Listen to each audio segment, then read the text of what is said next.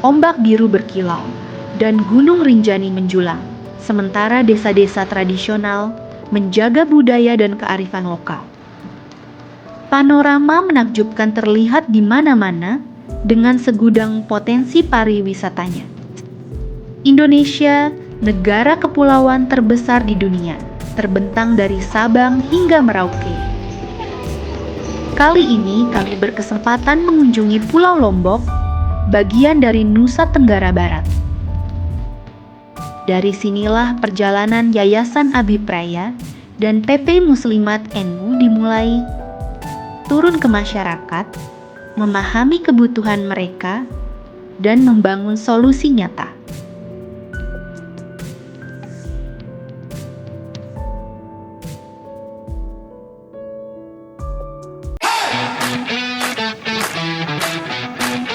Langkah pertama, Yayasan Abipraya bersama pimpinan Pusat Muslimat NU adalah audiensi dengan Dinas Kesehatan Kabupaten Lombok Utara. Kemarin banget kita ke Medan, kita turun kayak gitu sama kegiatan. Itu mungkin sekilas dari kami, maksud dan tujuan kedatangan kami ke sini. Gambaran sih awal kayak berdiri itu akan stunting kami hampir 50%. Apalagi kalau kita bicara ke wilayah Bayan yang nanti akan Bapak Ibu kunjungi. Pertemuan ini menjadi momen penting untuk membangun kolaborasi dan menyelaraskan program dengan kebutuhan nyata di lapangan.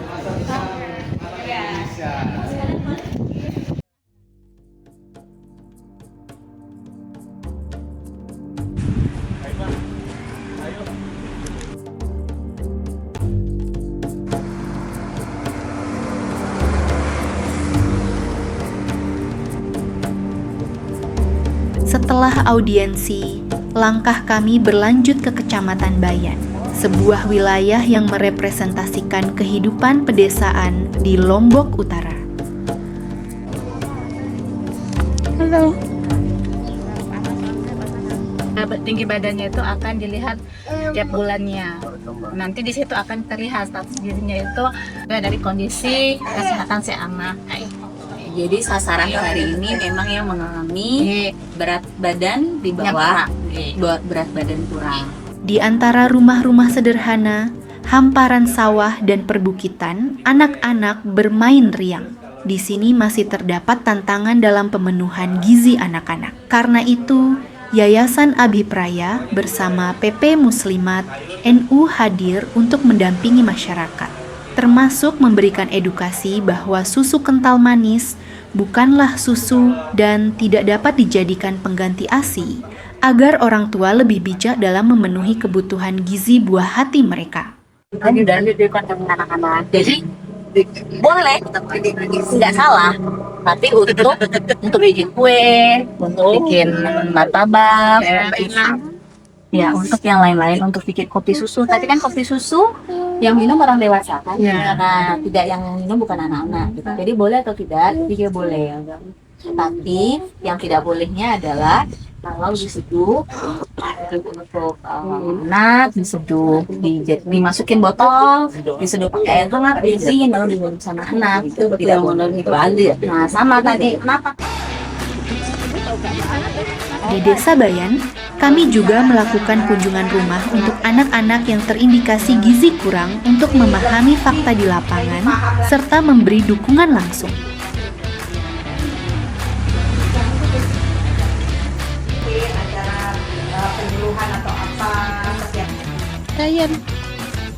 Layan.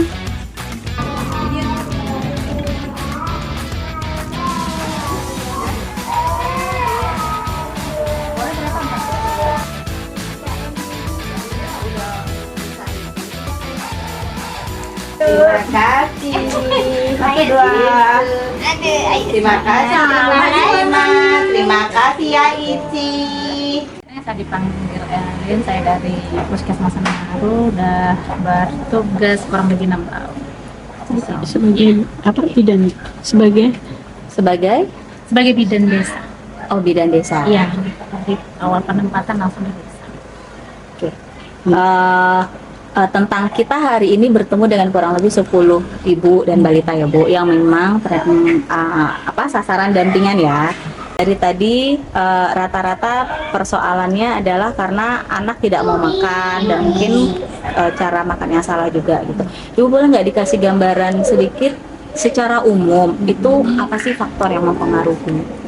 Faktornya kalau dari keseharian itu mungkin dari pola asuh ya, dari pola asuh, kemudian kan rata-rata di sini kalau sudah musim biasanya itu karena kayak musim jagung mitis seperti sekarang itu lebih sering lebih banyak waktu di kebun kayak gitu. Jadi untuk pengasuhan untuk anak ini itu agak kurang biasanya kayak gitu.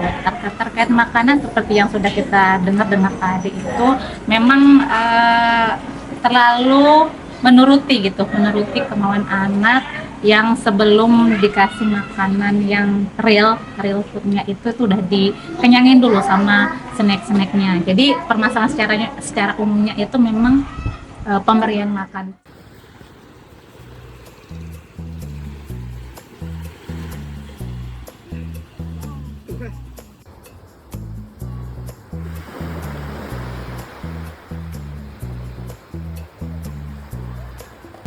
Perjalanan berlanjut keesokan harinya, kami melakukan sosialisasi mengenai pentingnya gizi seimbang bagi anak. Kami berbagi cara sederhana memilih makanan bergizi dari sumber yang ada di sekitar, dan menekankan bahwa susu kental manis bukanlah susu dan tidak bisa dijadikan pengganti ASI.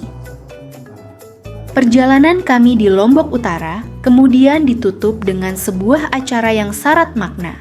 Pengukuhan ibu asuh dari Muslimat NU di wilayah ini. Para ibu asuh dipersiapkan untuk menjadi pendamping sekaligus penggerak di masyarakat. Sosok yang dekat dengan para ibu rumah tangga, yang mampu mengingatkan, membimbing, dan memberikan teladan dengan semangat gotong royong tumbuh, sehingga setiap keluarga tidak merasa berjalan sendiri dalam menghadapi tantangan stunting.